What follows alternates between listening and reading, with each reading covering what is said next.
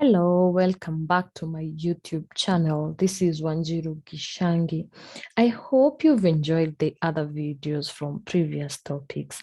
On this specific video, I'm excited because I want to discuss something that is very, very important in every trader's journey.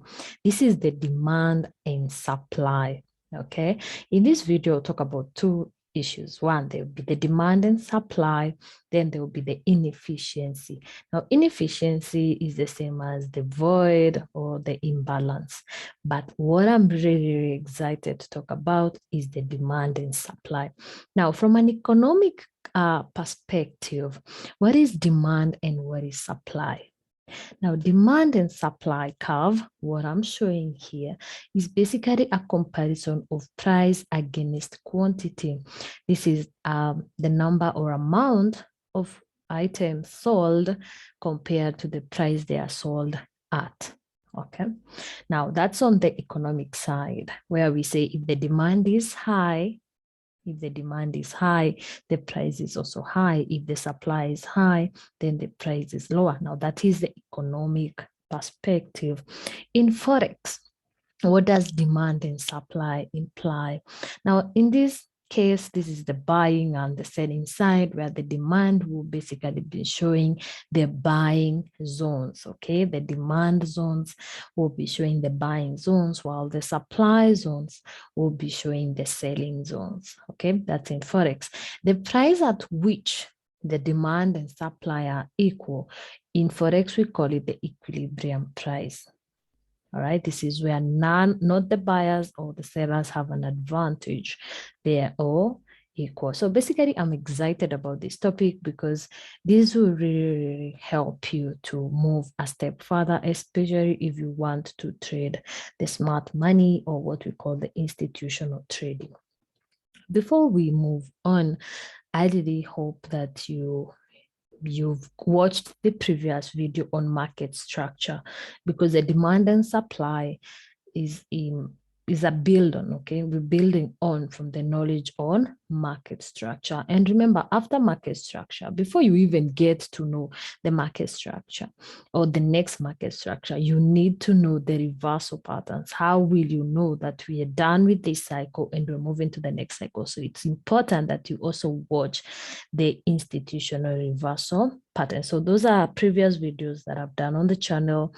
It's important that if you're new here, if you're new on my channel, it's important that you check out those two previous videos so that you have an idea or you have a better or stable foundation on where to build the demand and supply from.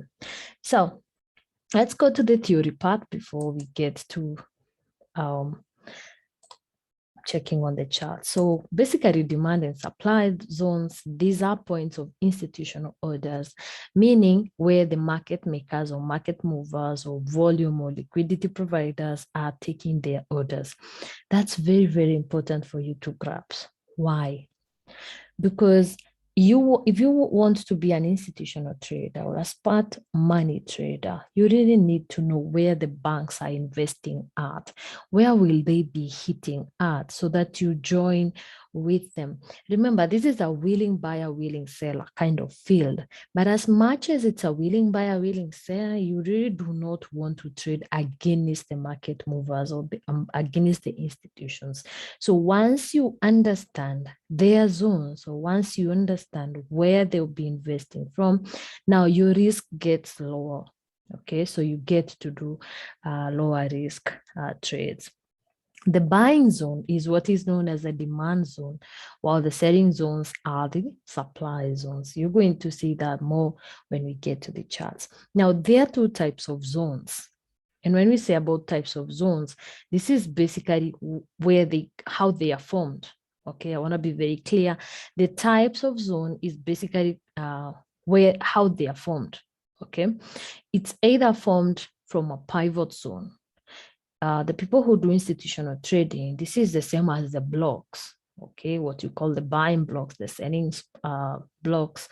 They're also known as pivot zones, okay? Or the range-based zones. Now, the range-based zones, this happens when there is a range and then a move in the opposite direction and another a move in the other opposite direction. Now, these I'll show you on the chart. Just understand that there are two types of zones. There are the pivot zones or pivot-based zones, and also there are the range-based zones. Now, for the pivot-based zones are those created by a sharp move in one direction and an immediate move. This will be like a two candlestick kind of move, okay? Two candlestick kind of move. While range-based are those impassive moves created after a ranging stand. So you see the market ranging for a while, then there's an impassive move. So be keen to refine. When you're dealing with a range, you really don't want to take so many candlesticks. So how you can refine this, you can either go to a higher time frame, or you can just pick 4 to 6 candlesticks that are close enough to that impassive move. And this is to avoid having an over exaggerated zone. I'll show you this part on the chart. On a buying cycle, the demand zones will be respected while the supply zones will be violated. On the other side, if you're on a selling cycle, of course, the supply zones will be the ones that are respected while the demand zones will be violated. Well, this is basically, this point here basically is about market structure, okay? So if you really want to see this, you have to connect it with market structure. So this is basically where we're talking about market structure, where one part becomes targeted while the other part becomes protected. So I'll mention that maybe on another video, but this is basically on market structure. So let me first show you how the types of demand zones or how demand zones are created before we get to the chart. So we have the two types of demand zones here. So one, we have a range. Let's start with the supply. So we have a range-based supply. When you talk about a range-based supply, this is where there's a range, then a slight move to the upside, then a very impassive move to the bottom side. So it will work like this. So there will be this range, the market will be ranging, then a move to the top, then an impassive move to the bottom side. Remember, we're dealing with supply. That means that we want to sell. It's a sell zone. Remember, I had already mentioned that a supply zone means a sell zone. So this is a ranging market. See, the market was ranging. Market was ranging before it did this impassive move. Now, don't chase the impassive move. Please pay attention to this part. Do not chase the impassive move. Why? Because when we're doing institutional trading, we know very well that the institutional orders are not filled at once. Why? Because we're talking about millions and millions of dollars. So it's not easy to just fill. They need to mitigate that zone. They need to mitigate that area. When you talk about mitigating, this is lowering the risk. Okay, so what will happen? The market will come back in a reactive manner. Remember, a reactive manner is just a slow manner. It will not approach that area or that zone in an impassive manner. No, it will come back in a reactive, very slow. Okay, very slow. This can be in a day, in a week, okay, even in 3 days. You just have to be very, very patient. So you just mark your zones and let them be. So the market will come back to the same zone. Now, this is where you take your trade. Remember, I had said, do not chase this fast impassive move. Wait for the reactive move back into the zone. Now, when the market gets into your zone, this is what we call the low risk trade. Why? Because this zone has already been mitigated, and you know that the institution, since they did not fill up their orders on this side, now they're coming back to clear their orders or to sell from the same zone. So what happens? You join in with them, and what usually happens is when the market comes back into this zone, there is another explosive move that is usually even heavier than the first one. Okay, that's very, very important. Now, if you're dealing with market structure, remember this market will be maybe coming from that high, coming down, creating a range, creating a lower high, then down. Now, when it creates another lower high, remember, this is what I mentioned as the confirmed market structure. I hope you've watched the reversal video. So the reason this move is usually very heavy, especially if you're just coming from a reversal, is because it gives you what we call the confirmed market structure. And the confirmed market structure is usually the heaviest move. So I hope you watch the other video so that this becomes clear. So that's how, that's a range-based supply zone, okay? So let's move on to the pivot supply. Okay, the pivot supply. Now, oh, I did not mention how you draw the zone. Oh, sorry. Let me mention how you draw the zone. So when this that, then this, what you do, I think I had mentioned that, where I said, like, if there's so many candlesticks, just narrow down to the 4 to 6 that are close enough to this move. You take the highest part and the lowest part, the highest price point and the lowest price point, and that is the zone. You wait for the market to come back in a reactive manner. When it gets to that, now you sell. Okay, so that's I think that's enough. That's enough for the range-based supply. Now let's talk about the pivot supply. Now the pivot supply is where it's just 2 candlesticks or maybe 3 candlesticks, at most 2 or 3 candlesticks. There will be a violent move to the upside, then an impassive move to the bottom side. Okay, like what is being shown here. So what do? You take the highest price of that candlestick and the lowest, and that is your zone. Again, do not take the trade or chase this trade. What do? You wait for the market to come back in a reactive manner to that zone, and then from there, again, you take a low risk sell. Now, there are times that your zones will not be retested, and that is if the zone is not strong enough or if it has really been retested so many times. So that you can only see in the market or on charts. Something else, if there are 2 candlesticks like this part here, if it's not 2 candlesticks, if there are 2 candlesticks to the top side and 1 candlestick, you just take the highest price of that part, like what you see in these 2 candlesticks, an impassive move. Now that will be your zone. Then let's talk about demand. What about the demand zones? Again, with the demand is the same as the supply. So we have the 2 types of demands. We have the range bound or the range based demands, and we have the pivot types of demand. So for the range, again, there will be a range, and then there's an impassive move to the top side. So this is your zone. This is your, sorry. So that is, oh, let me make this neat. So this will be your, that will be your demand zone. So don't chase the move, don't chase the impassive move, okay? Because the fast move is really maybe you'll not be able to really catch the move. So there's no need of chasing a trade, because at the end of the day, if this is an institutional demand, the market must come back to fill, the institutions must come back to fill out their orders. So you wait for that reactive move back into that zone. On the next video, I'll share how to know that this reactive move is almost done, okay?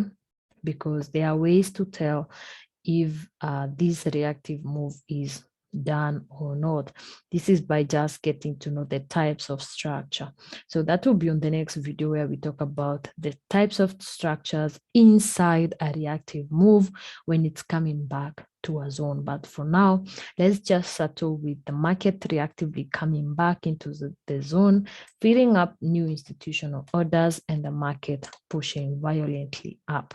Okay, so this is where you get your buy trades. Now, for people who are really not active on the chart, that means that you're not always on your chart. You can always do a buy limit. Okay, you can do a buy limit maybe from the top of that zone, okay, on this side of the zone, and of course your stop loss comes on this point. Okay, so your stop loss is here where you can do your buy limit on this side. This helps you not to miss any opportunities in case you're not there, you're not watching your charts all the time. And something else, you may not be on all charts. I usually say that you should have maybe three charts that you really into, or that you're stalking. Don't be everywhere. But if you're using correlation, there are people who trade using correlation, like how the trades or how the currencies or tradable items can be traded in blocks. Okay, for example, if you're in the Aussies or the Australian dollar, you would expect to check what Euro, AUD is doing, AUD USD, those blocks.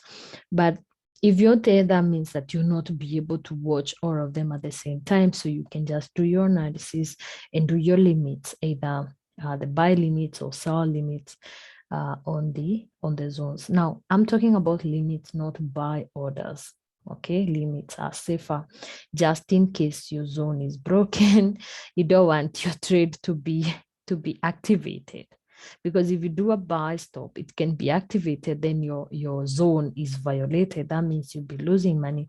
But for a buy limit, it will only be activated if the market comes into the zone, then gets out. That means you're risk free, or rather you're not really taking high risks on your trade.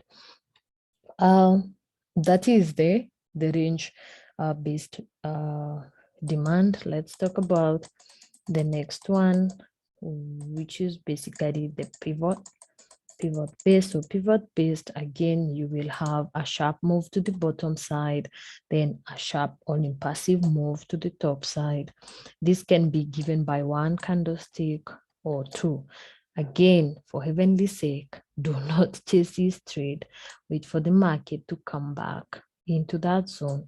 You either have your buy limit there, or just check for market price action in here. Okay, your price action. Now, when you're talking about price action in your zone, now this is determined by your strategy. Whatever strategy you use, this is where you should be checking your entry. Remember, you don't just click a buy button or a sell button. There has to be confirmation. This is what I keep saying. You need to have confirmation. And what would this confirmation be? It can be the price action inside your zone, can be your indicators. Let's say you're a technical trader and you use indicators. It can be your entry rules from your indicators. Let's say you're an institutional trader. It could be a breaker, or it could be a block. Okay, it can be a buying block in here. So it depends with your strategy. And I usually say all strategies are the same, because at the end of the day, what do we look for? We look for entries, for buys, and exits. So at the end of the day, they all serve the same purpose. You just have to be disciplined enough, to follow the rules of your strategy. Something else that I would really want to emphasize is when you're doing your demand zones and your supply zones, it's important that you do them from the higher time frame. When you talk about higher time frame, let's start with the 4-hour time frame, the daily time frame, the weekly time frame. I'm not saying that you cannot have a demand zone on the 15-minute chart. Of course you can, but how viable is this demand zone when it's on a lower time frame? I know for people who like scalping, that will work. The 15-minute will really work wonders with you, but it's because you're in and out of the market quite fast. But what about a day trader? What about a professional day trader or a session trader? It's important that you check the institutional zones using the 4-hour chart or the daily chart. Remember, the market is fractal, meaning what's happening on the higher time frame will eventually happen on the lower time frame. So if you can be able to move, okay, do multi-time frame analysis. For me, I would advise if you can do the daily, the 4-hour, and do your entry on the 15-minute chart. You can either do the 4-hour, the 1-hour, and do your entry on the 5-minute or the 15-minute chart. But again, it all depends with your personality. So mine is to guide you, then you decide what works well with your personality. So those are the two types of demand and also supply zone based on where they're created or where they come from. So let's check our charts. Basically, my favorite chart is, it's obvious that I like the 4-hour chart more. I like the 4-hour chart more.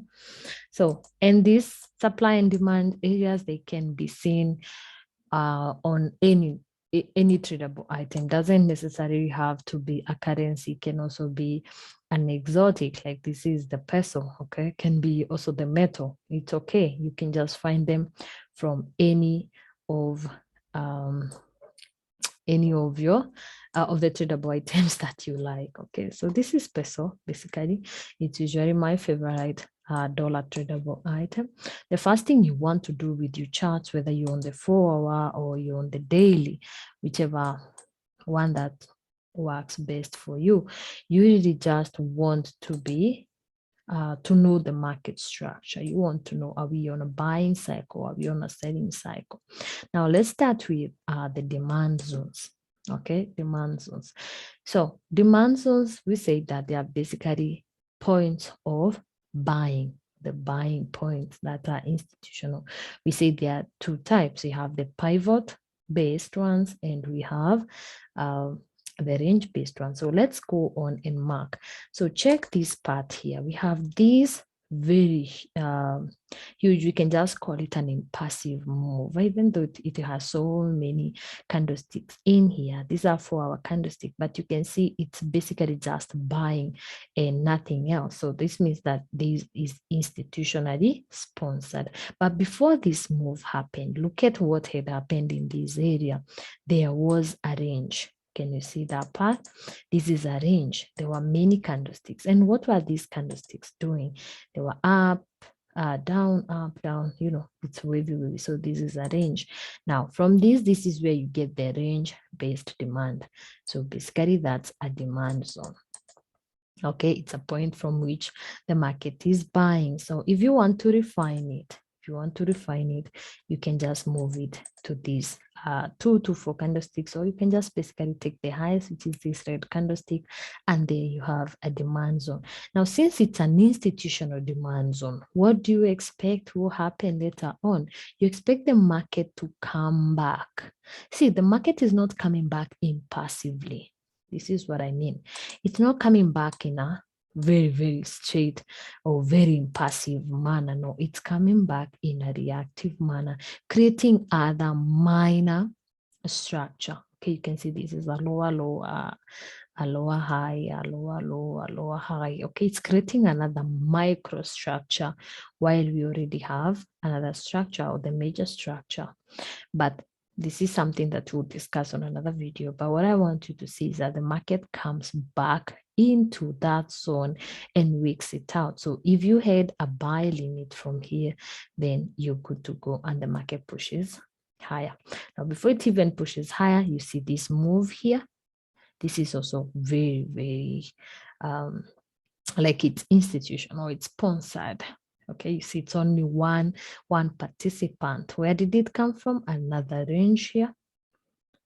So we have this range here giving us a range-based demand. Again, we have another one. Okay, and we have another one. So when it's on a buying cycle, you just want to know where the market or where the buying is coming from. Now, look at this part here. This is, you can either qualify it as a buy, though for me, is a range-based. For me, I would call it more of a pivot-based. Why? Because see this huge red candlestick, then the buying started. So this would qualify for me as a pivot-based kind of demand zone. Now, what happens again? The market comes back. Now, this weekend you see here, let me mention this before it scares you out. Unless a candlestick, and I mean unless the body, remember the 3 parts of a candlestick, the three parts of a candlestick. I had mentioned it on the beginner's video. So if there's a beginner who watches this video, this is what I want you to understand, that a candlestick has three parts. It has the solid part that we call the body, has the bottom tail that we call the bottom wick, has the top tails that we call the top wicks. Now, it doesn't necessarily have to have tails. There are candlesticks you find like this one that only has one tail. But if a zone is just violated by just a tail, okay, or a wick, that doesn't mean that that is broken, that zone is broken. No, no, no, no. On another video, I'll explain what this is. This is usually what we call a stop hands, or you may call them the liquidity grab, but that is something that we will discuss on another video. But unless the body of a candlestick is below here, still treat that zone as if it's not broken, unless there is a body of a candlestick. So again, see what happens is this violent move. Remember, I say do not chase the trade. Let the market come back. Okay, came back actually twice. So you had you had two opportunities to do this trade. And every time the market comes back, I told you that it actually pushes higher. So you can see it actually like stop hunted that high. So those are the demand zones. Let's say if you're dealing with now the other side, you're selling. So when you're selling, you'll be having the supply zones. Okay, so supply zones are basically institutional points of sales. So where do you get them? Of course, you want to see the violent or the impassive moves. Remember, on the selling cycle, the impassive moves or the big moves. In case you're a beginner and you don't understand what I'm calling impassive move, it basically means a very huge candlestick in one specific direction. Okay, can be actually just one huge one like this, or they can be many. Okay, that is what we call the impassive moves, while the reactive moves are these tiny, tiny candlesticks in a certain direction. You can, of course, watch that from the fast or market structure video. So on the selling cycle, you're now interested in the impassive moves down, and then you want to know where they came from. So look at these sponsored moves. Where did they came from? They came from one move to the upside and another move to the opposite direction. So therefore, this would be your supply zone. So let's change the color so that what do we put inside? Yeah, let's change the color so that you see it's different. So this is the selling zone or the institutional supply zone.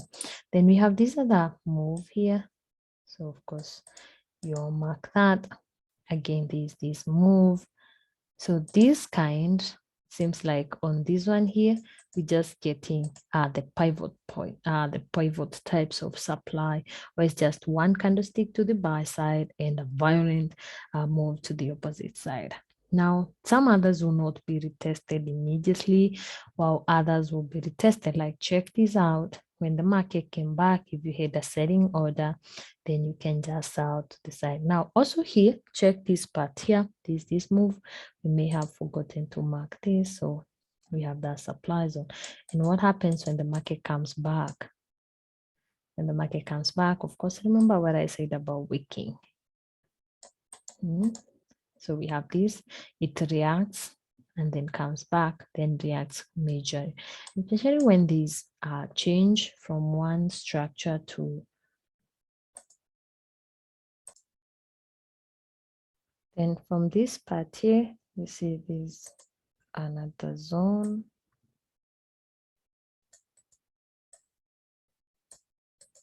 Where there is a violent move to the top side and another violent move to the bottom side, creating a supply zone. And the market on this currency is currently inside the supply zone. So there are two ways. It either breaks and the market continues on a buying cycle. This is a buying market structure where we are having higher highs, and higher lows, or it can actually break to the bottom side with an impassive move, repeating this cycle. down here. So this is where we wait and see what happens next week. So look, let's look at another currency. So this is Euro USD. This is Euro USD. We've been moving downwards, so of course we'll be creating supply zones. If you're creating supply zones, you expect the market to have a move to the top side and another variant move to the bottom side.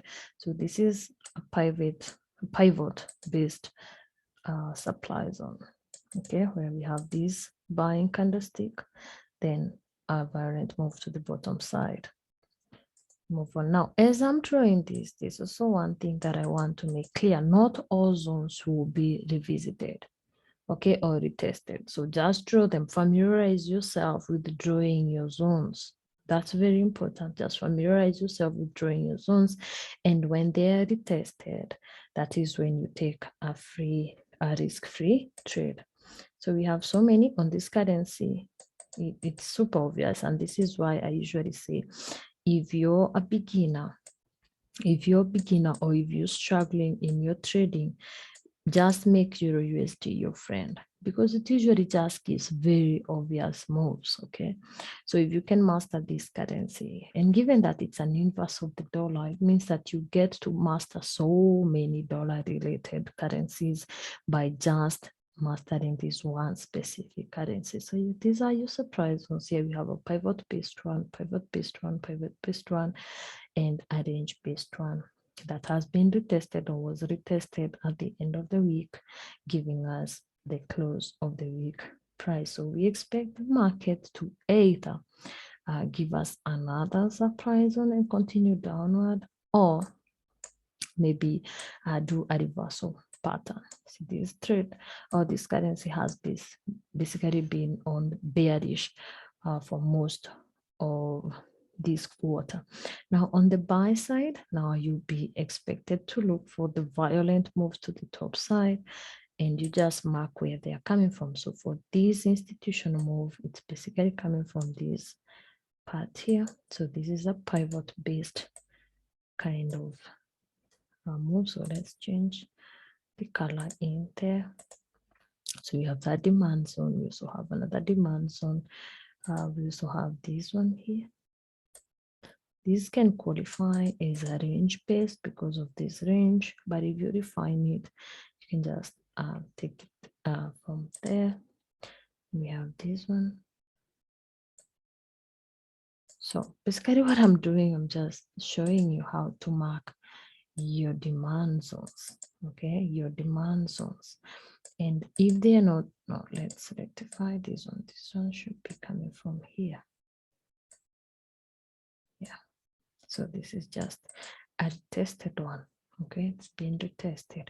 You can also see this is a demand zone which was retested here. So it's important that you keep them neat so that when the market retests back, you get into a trade. When the market retests back, now there's one trick I want you to know. When you're doing your zones, you don't want to get into a trade if the market comes back violently. Now look at this zone here.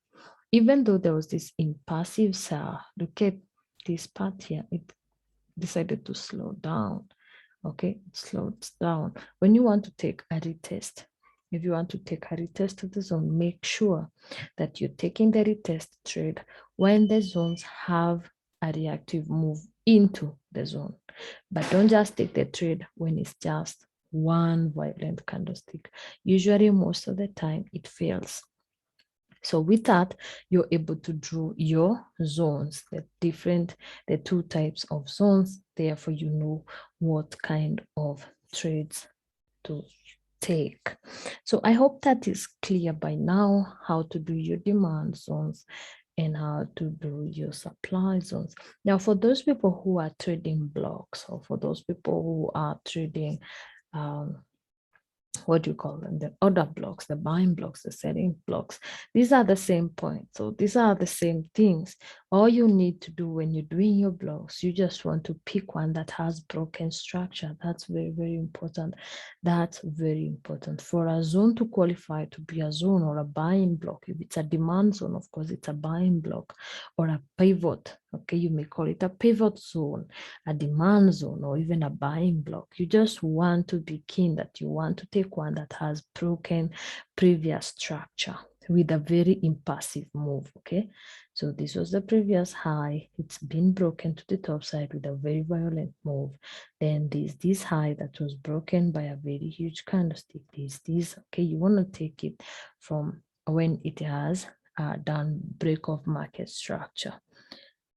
That is something that you can watch from the market structure video, but basically as an assignment or how to backtest this is for you to go to the currency pairs that you like and mark your zones. Then wait for the market to retest those zones so that you can take risk-free buy trades or risk-free sell trades. Remember, the higher the time frame, the better. So I've just used the 4-hour chart. You can use the daily chart, then move to the 4 hours and see how they have interconnected. This is what we call the multi-time frame analysis. Okay, we start from a higher to a lower time frame before you do your entry. So here I'll not be mentioning how to get your entries. Why? Again, because your entries will basically be based on the strategy that you're using. And because we are different, there are people who use different strategies. Now on the entries, I'll just leave it to you so that you can make that decision based on the strategy of your choice. So I don't think there's anything that I need to add on how to do your demand or zone, but before I move from that topic, I would want to talk about the range. Okay, the range. How do you tell, let's say you're on the daily, how do you tell the kind of zones to take? Okay, now let's just go back to the 4 hour. Now, it's important that you do a range from the highest point, the recent high, to the recent low. That's how you get a range. And within that range, that's where you get your blocks. Basically, this will be like the peak formation highs, the peak formation lows, or the source blocks. Okay. It all depends on the strategy that you're using. But every time you open your chart, you want to know, are you coming from a peak high or are you coming from a peak low? Because if you're coming from a high, the direction will be, of course, to sell. If you're coming from a low, your direction will basically be to buy, unless that low is broken. So when you have a range where you have the highest point and the lowest point, it becomes more like this. Let me show you what I'm saying. So you have this high. Oh, sorry, you have that high and you have this low. So if you're coming from this part here, you expect the market to move downward, right? Expect the market, sorry. You expect the market to be moving downward. If you're coming from this low, of course, you expect the market to be moving upward. I hope you understand what I'm saying. If you're coming from a low, you expect the market to be moving upward. If you're coming from a high, you expect the market to be coming to the downside. Therefore, you'll be coming from a supply heading to a demand. So you can either have the monthly demand zone and the monthly supply zone where you move from one zone to another zone, or you can have the daily, the weekly, and also the 4 hour. Okay. So let's say you want to have, let me give you an example on this currency, and you want to have maybe the daily. So what you do when you open this chart, you just get the highest point the market has been to recently, and maybe the lowest part. Okay. In there, now check for reversal patterns to see if the market is moving up or down. So here, if you got this zone, you'd see that the market basically retested this supply zone. That was a supply zone coming from a pivot. This is a pivot supply zone. The market retested it with a lot of range. This is what we call accumulation. It was accumulating orders from all sides, the buys and the sells and what have you. And this is where the sell limit would have worked perfectly. So you just set your sell limit there, and you would be going down from the 15th of June. You can imagine if you got this trade from 15th of June to 20th of November, that's a lot of money. This is for swing traders, of course. But if you have this range and you're coming from the highest point of the daily range, that means the only kind of zones that you would want to pick will be the supply zone. You would really not be interested with the demand. Yes, you can see there are demand zones and they're having a reaction, but really it's just a reactive move. The violent moves or the passive moves are basically the sell zones. So for example, you have this here. Let me change the color. Change this color.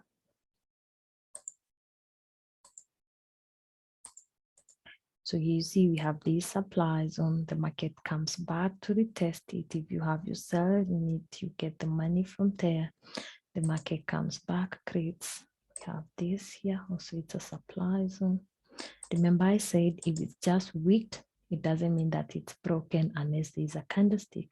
So there you have your sell limit. You get to earn money. The market comes back again in a reactive manner back to that zone, and you keep selling. And of course, in here, you also have mini zones. So you can also have other supply zones.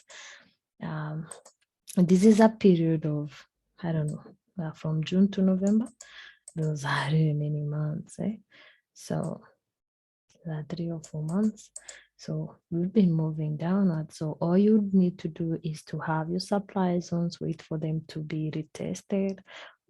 And there you have good trades. So currently we are on this sell zone. There are only two ways.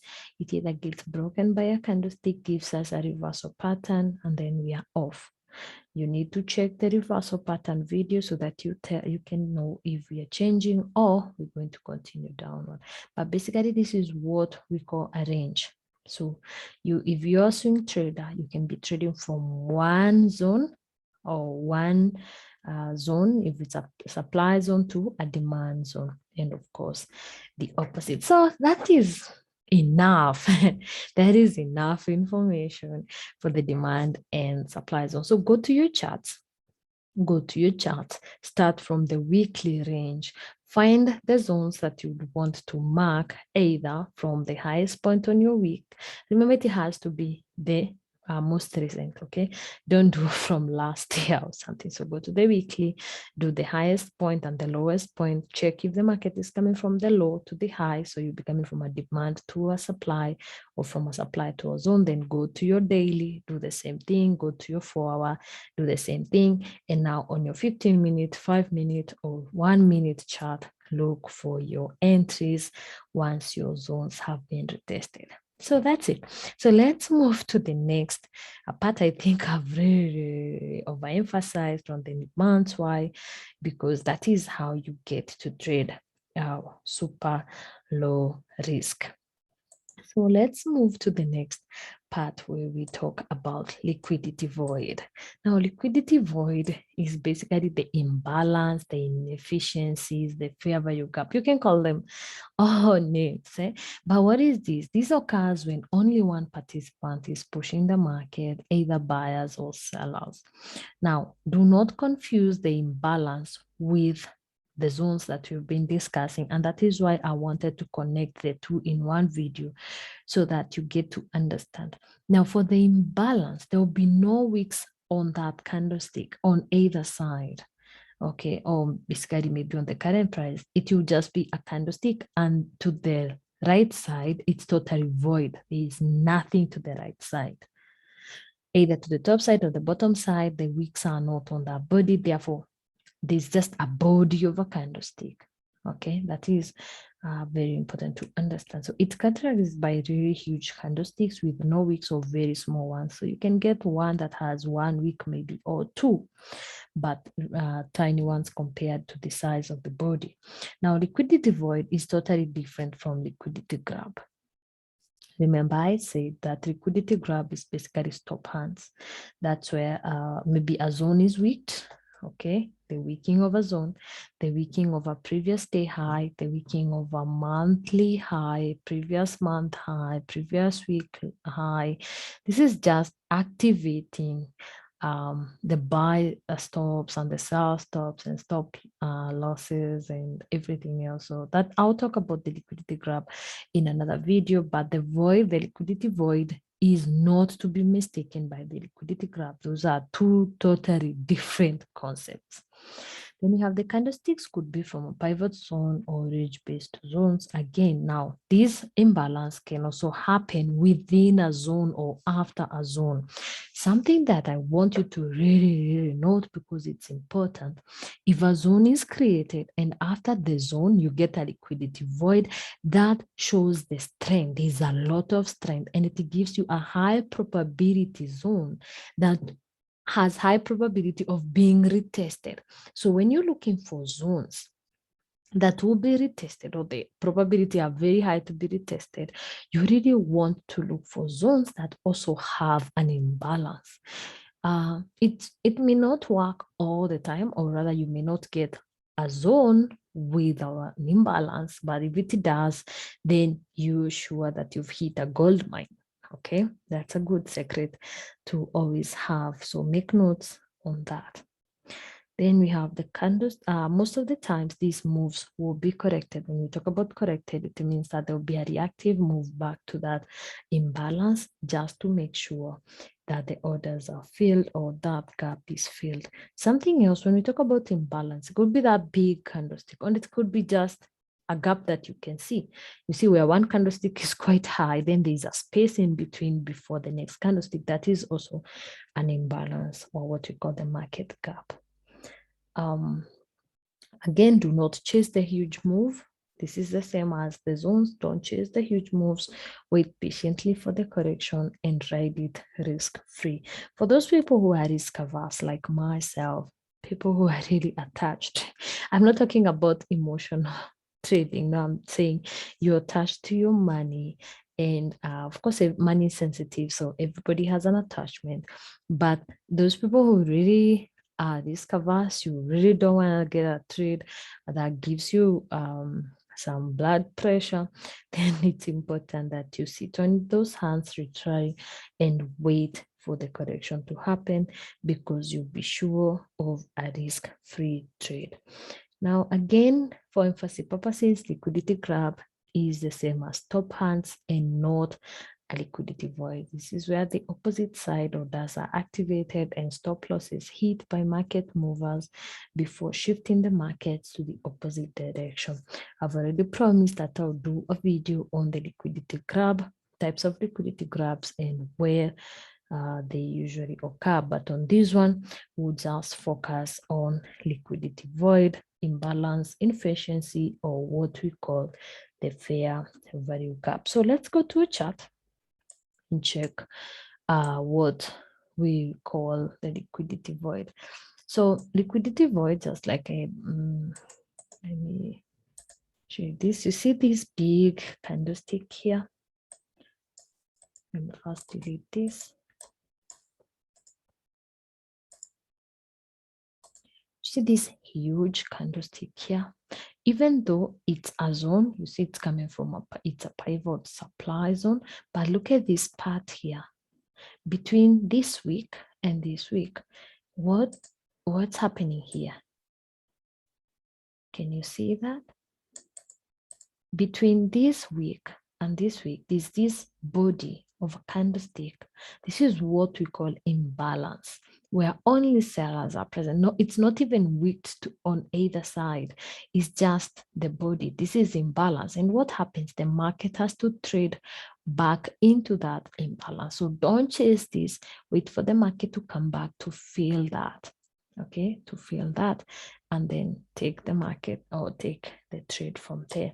Another example, look at this candlestick here. Yes, it's coming from this block, but can you see this space? This space here between the block and that. What happens next? The market has to come back to fill that. And even though it just wicked it just wicked the block or the zone. Now, just as an added secret, if an imbalance and a zone are the same part, the market may actually fill 100% of the block. This is not cast on stone, okay? This is not cast on stone, but mostly what happens is if there's a block or if there's a demand zone plus an imbalance, the retracement will also touch the zone. Okay, so it's come back 100% to this zone and fill. So actually, you can either have your sell, you buy at the top here, or you can actually just do market execution from in here. Again, this is where you do your block, but your entry should be on the lower time frame. So you'll be looking for a break of market structure from a lower time frame inside this block. Moving on, let's just check for an imbalance. Now, again, there's also an imbalance where the candlesticks are they are continuous. Okay, this is also what we call liquidity void.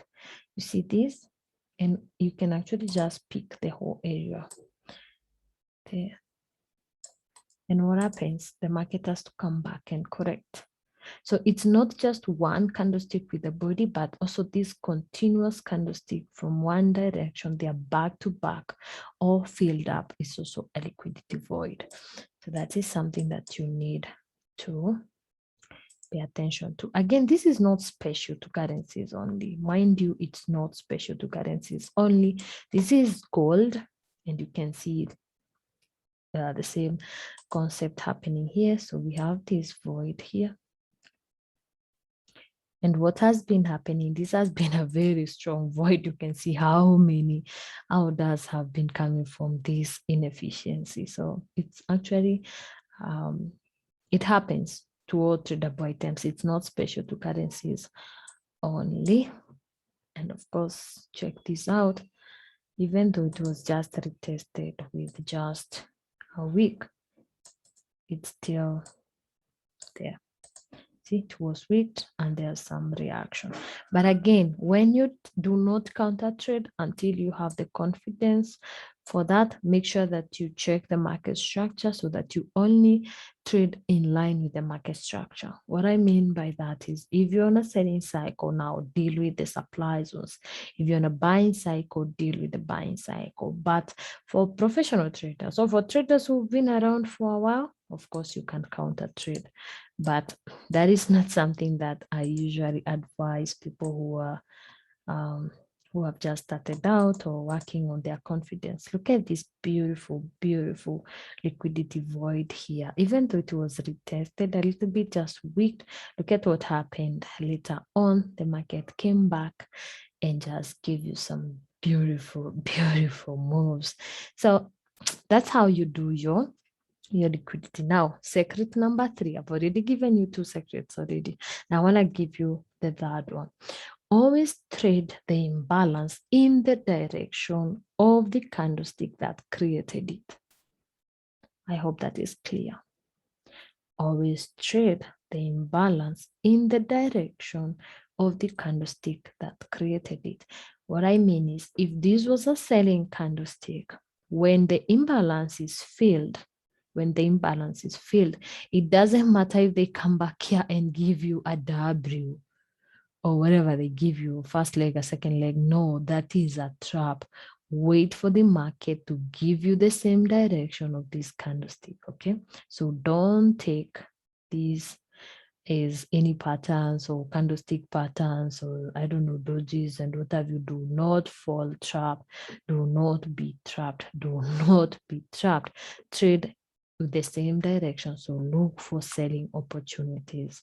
Also, you can do a sell limit. Okay, you can do a sell limit or even a sell stop if you wish, but just check on the break of market structure inside that the void space. So that will be it. I think I've given enough examples. And if you need more, you can see this this, that, and the market retested this, boom. We have this one here. The market retested it, boom. And this has actually been retested 3 times. This 1, 2, 3. Oh, now secret number 4. The more your void or the more your imbalance is being retested, the weaker it becomes. So you want the strongest one, find one that is being retested for the first time. You want a less stronger one, now get the one that is being retested for the second time. By the time it's being hit the third time, forget about it. Forget about it, okay? Forget about it. So those are like good examples. I think that's enough. Those are good examples for the void. Please don't confuse the void with the zones. Okay, so make sure that you rewatch this video to make sure that you really understand what I was talking about. So again, it has been amazing just taking you through these two concepts. Now, don't forget, if you're on Facebook or any social media parts, this is where to find me. Same name on YouTube, on Facebook, on LinkedIn. This is the same name that you need to look out for. Okay, so if you want to talk about anything or requests, if you have video requests that you'd want me to compile, just go to Forex Exploits Online Academy on Facebook. That's the most active one, or LinkedIn. Just look for this name, then inbox the page. Okay, inbox that page. If it's something that you want to send me a WhatsApp. If you want to send me a WhatsApp message or text, you want to text me or WhatsApp me. Note, this is for text, don't call. Okay, don't call. I think I should have just written don't call. Or I should just write texts or WhatsApp.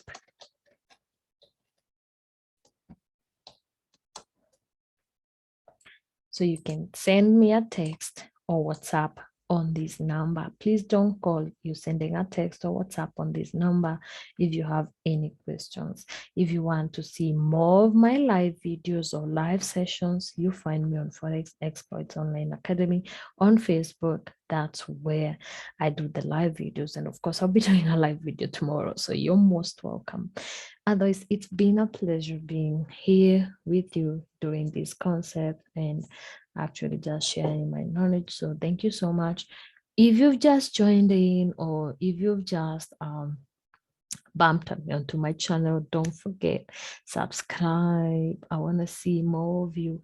I want to be able to be part of your trading journey. There's nothing that is more exciting, more fulfilling than making me part of your trading journey. Remember, I'm Wanjiru Gishangi, and I always say that Forex trading is a business like any other. You just have to make sure that you approach it professionally. It's doable. Don't give up. There's information everywhere. Do not give up. Until the next video, I'm Wanjiru Gishangi. Thank you so much, and do have a peaceful journey. Bye-bye.